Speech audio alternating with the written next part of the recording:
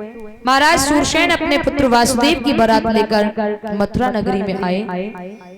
विधि विधान से देवकी और वसुदेव का विवाह हुआ। माताओं, बेटी की या बहन की शादी की खुशियां सभी को होती हैं, लेकिन उस शादी में एक पल ऐसा होता है जो हंसने वाले लोगों के भी आंखों में अश्रु की धारा बहती है। वो पल होता है बेटी की विदाई का। कितना भी वज्र कलेजा का बाप क्यों न हो, कितना भी वज्र कलेजा का भैया क्यों न हो, जब एक बहन या बेटी को विदा करते हैं तो वो टूट जाते हैं। देवकी की जब विदाई का समय आया तो देवकी ने सामने भैया कंस को देखा। दौड़कर भैया कंस के गले में गलवैया डाली और गले में गलवैया डाल करके देवकी रोई की बोली, भैया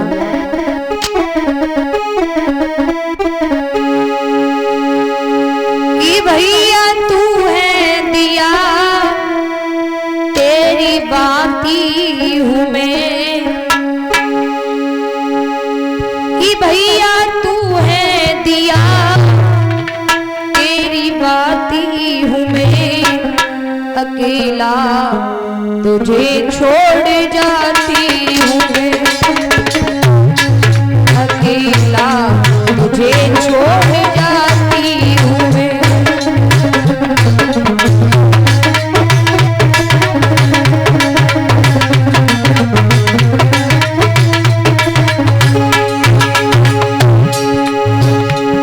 भैया तू है दिया तेरी बाती हूँ मैं, भैया तू है दिया तेरी बाती हूँ मैं, अकेला तुझे छोड़ जाती हूँ, अकेला तुझे छोड़ जाती हूँ मैं।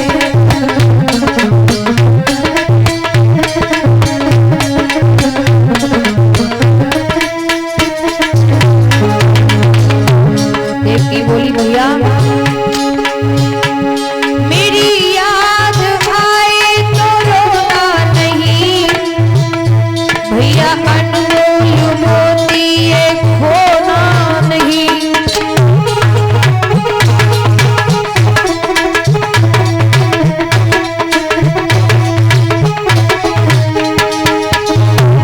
मेरी याद आए तो रोना नहीं, भैया अनमोल मोती ये खोना नहीं।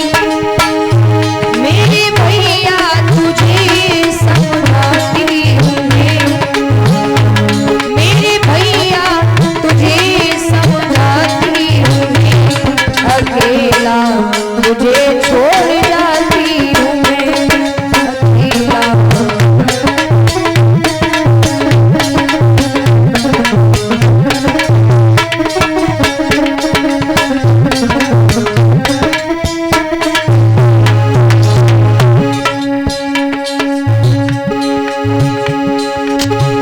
भैया कैसे करूंगी जुदाई सहन,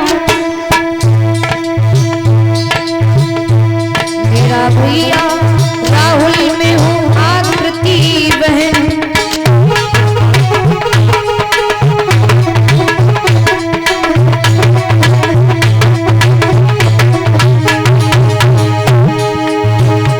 भैया कैसे करूंगी जुदाई सहन,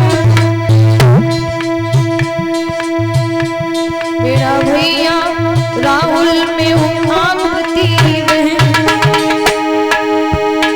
मेरे भैया तुझे समझाती हूँ मैं, मेरे भैया तुझे समझाती हूँ मैं, अकेला तुझे छोड़ जाती हूँ, अकेला।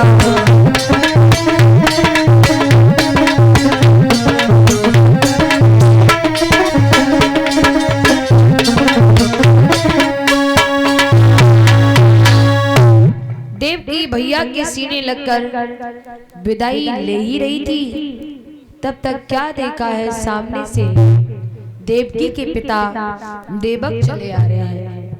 देवक को जैसे ही आते देखा, देवकी ने भैया के गले से गलवैया निकाली और दौड़कर पिता के गले में गलवैया डाल के बोली, पापा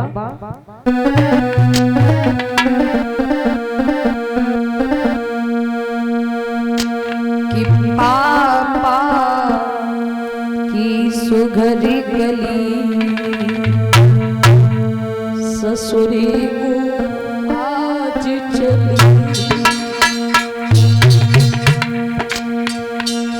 पापा की सुघरी गली ससुरी को आज चली।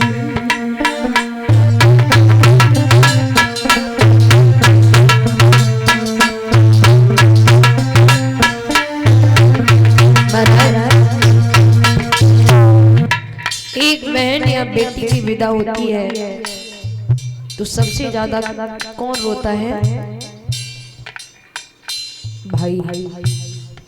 उस भाई से पूछा जाए कि भाई तू क्यों रो रहा है रे? जब तक बहन घर में रही तूने उसे चैन से नहीं रहने दिया, तू लड़ता रहा, झगड़ता रहा, उसे पीटता रहा। अब वो जा रही है, तू क्यों रो रहा है? तो वो भाई हिलकी भरकर एक ही बात कहता है कि भैया तुम्हें लग रहा है कि हम बहन भाई का वो झगड़ा था,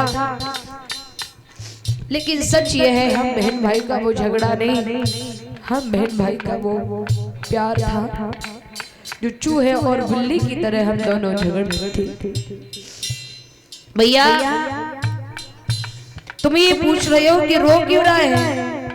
भैया रो इसलिए रहा हूं, जब जब मुझ में मेरी बहन में झगड़ा हुआ होगा ना, तब तब मेरी ही गलती हुआ करती थी, लेकिन मेरी बहन अपनी गलती मान लेती थी, चल ठीक है मेरी गलती है। मैं गुस्सा हो जाता था, गुस्से में खाना नहीं खाता था, घर से बाहर निकल जाता था, हमारे लिए 1000 फोन कर देती थी। भैया चल घर पर आ, जल्दी खाना खा।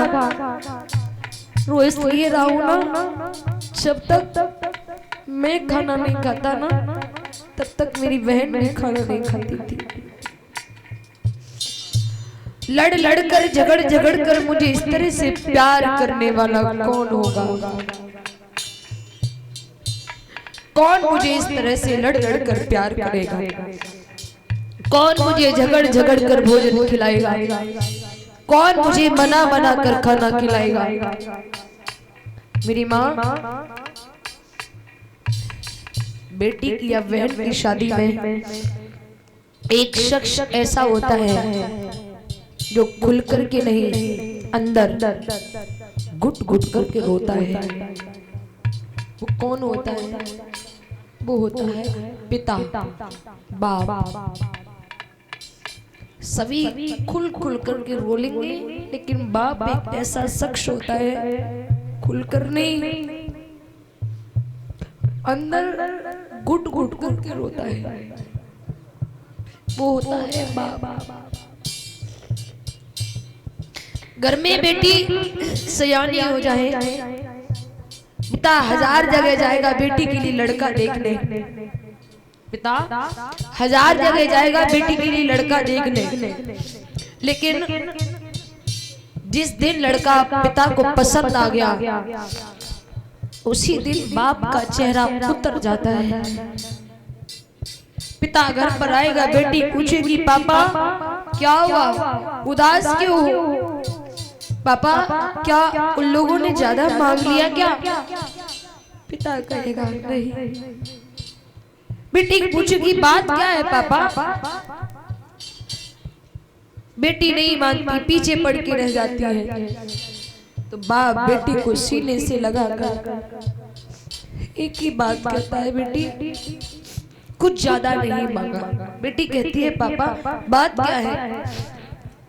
तो पिता कहता है बेटी बात यह है कि आज से 3 महीने बाद तू पराई हो जाएगी।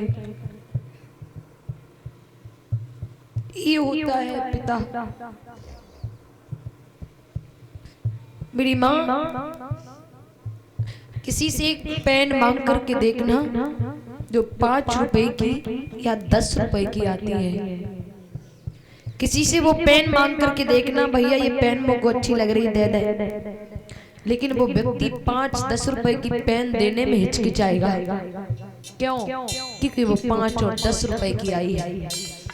धन्य है वो माँ बाप जो अपने कलेजे के टुकड़े को निकाल करके जीवन भर के लिए किसी और के हवाले कर देते हैं। धन्य है वो माँ बाप।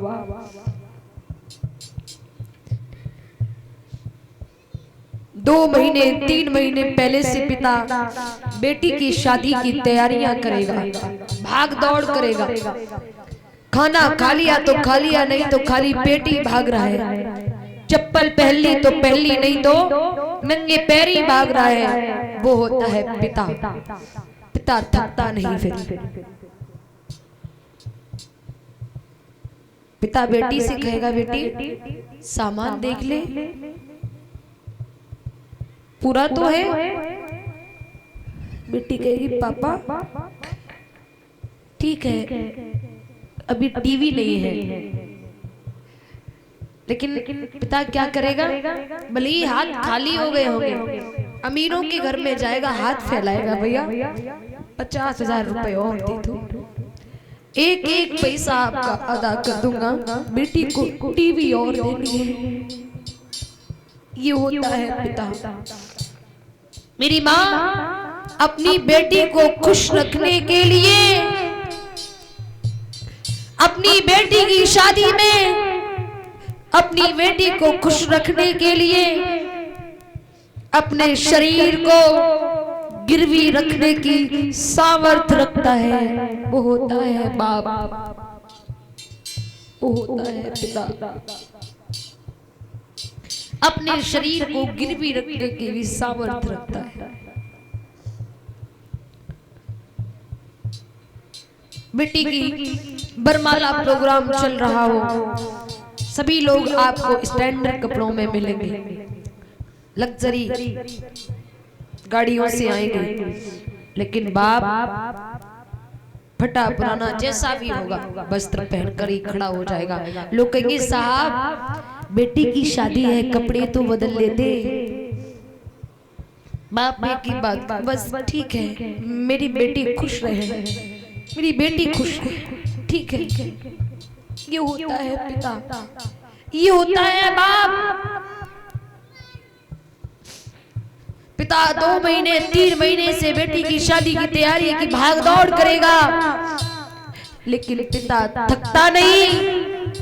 लेकिन जिस दिन उस बाप ने अपनी बेटी को डोला में बिठा दिया, उसी दिन पिता के शरीर की शक्ति चली जाती है।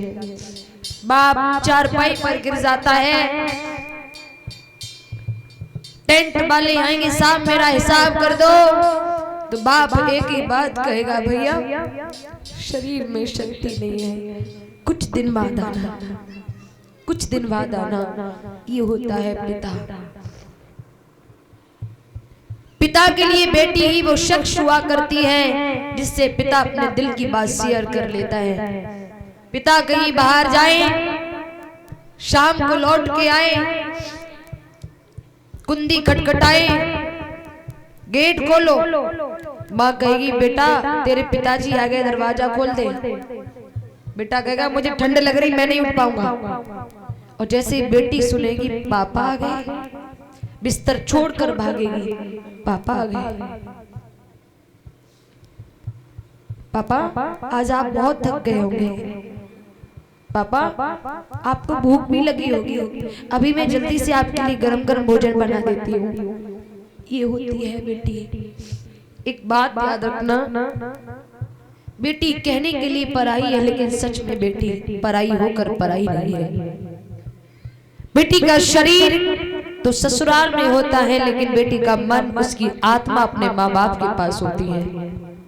मेरे माँ बाप ने भोजन किया होगा या नहीं, मेरी भाभी और भैया मेरी माँ बाप को भोजन बना के देते होंगे या नहीं, मेरी बूढ़ी माँ ही भोजन बना के खाती होगी।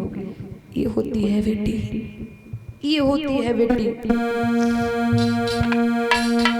पिताजी के सीने लगकर के देवकी रोई, बोली बाबा पापा की सुगर गली